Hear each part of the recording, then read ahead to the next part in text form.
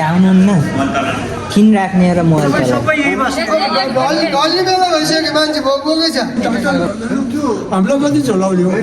हामी यो शहीद गङ्गालाल हस्पिटलमा 4 दिनदेखि धाइरहेका छौँ।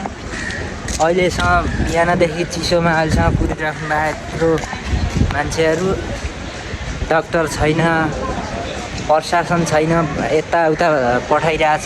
यस्तो लापरवाही छ यार। आधा घन्टा भयो जानेमा हामी अहिले 1 बज्यो। खै आउनुहुन्न किन राख्ने र मोबाइल तल आउनुहुन्न त कसलाई भन्ने र तपाईँ यहाँ किन बस्नु भएको?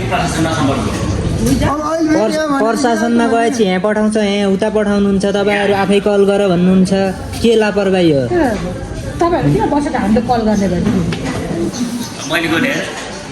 कहाँदेखि कसले खाना खाएको छैन, बिहान 7 बजीबाट आउँछ भन्नुभयो। सबै मुटुको रोगी हुनुहुन्छ, यत्रो बुढा मान्छेहरू हुनुहुन्छ। मुटुमा ब्याट्री राखेर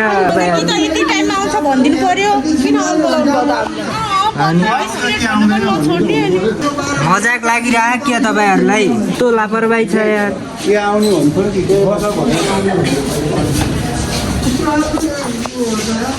नआउने भए त हामीलाई हिजो अस्ति नै भन्नुपर्ने। बिहानसम्म भनेको नि हुन्थ्यो क्या। बिहानसम्म भन्यो नि, चिसोमा खाना नखाएर बसिरहेको खानुपर्नेछ। कति टाढा जानुपर्ने छ। हामी हरियो कुटिङ जाम त तपाईँ खानुपर्ने। मेरो खाना खाएको छ। हामी यो अस्ति बिहिबार आयौँ पहिला, अनि त्यसपछि आइतबार र बुधबार मात्र डाक्टर आउनुहुन्छ भने, अनि आइतबार आएको बिहानभरि लाइन लगाएर टिकट काटियो। अनि 12-1 बजे डाक्टर आयो होइन, चेक गर्यो। त्यसपछि भोलि आउनु भन्यो, सोमबार आउनु भन्यो। पैसा लगिसक्यो अगाडि नै। अनि सोमबार आएको, बिहान 7 बजेबाट लाइन लागेको छ, 12-1 बजेसम्म हत्तोपत्तो छैन, आउँदै आउन्न। अनि फोन गरेको, म बाहिर छु, बिहिबार आउनु रे सिधै। अनि फेरि 100 चोटि फोन हान्दा नि उठाउँदै। मान्छेको जीवनसँग खेलवाड गरिरहेछन् यिनीहरू यार।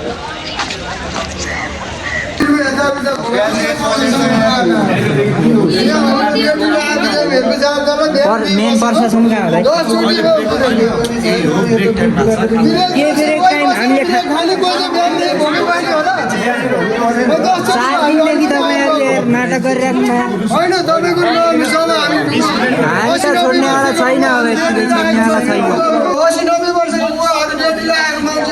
ब्याट्री राखेको 80-88 वर्षको यत्रो वृद्ध मान्छे हुनुहुन्छ यार। तपाईँहरू मजाक लागिरह। यही हो प्रशासन।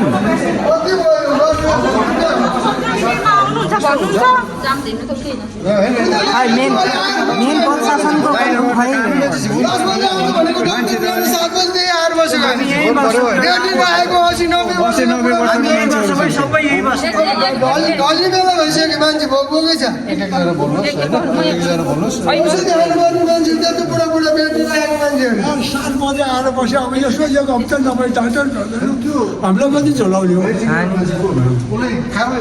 कारबाही हुनु पर्यो। यत्तिकै त छोड्दैनौँ अब हामी।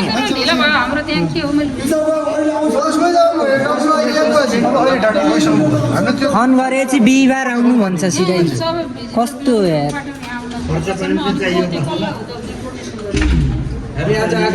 कति टाढादेखि आइराख्नु भएको छ।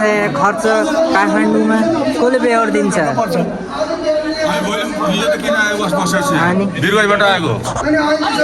हामी दैलेखदेखि आएको, दैलेख कर्णालीदेखि।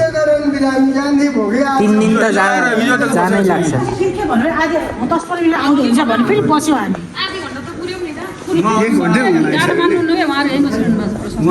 कहाँ जाने हामी? यत्तिकै कुन हिसाबले जाने? हामी जाँदैन, अघि नै बसेर 20 मिनट बसेर आएको।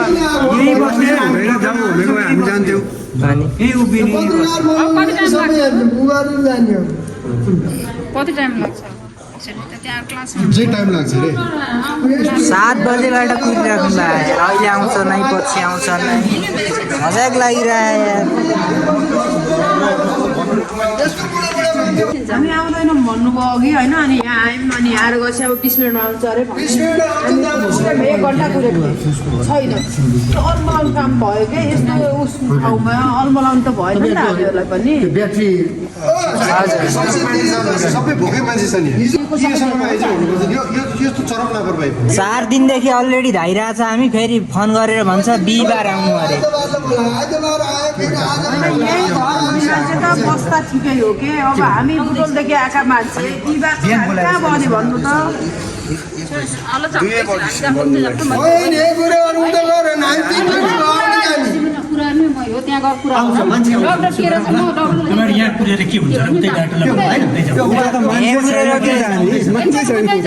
होइन म्यामले गरिदिनु त ल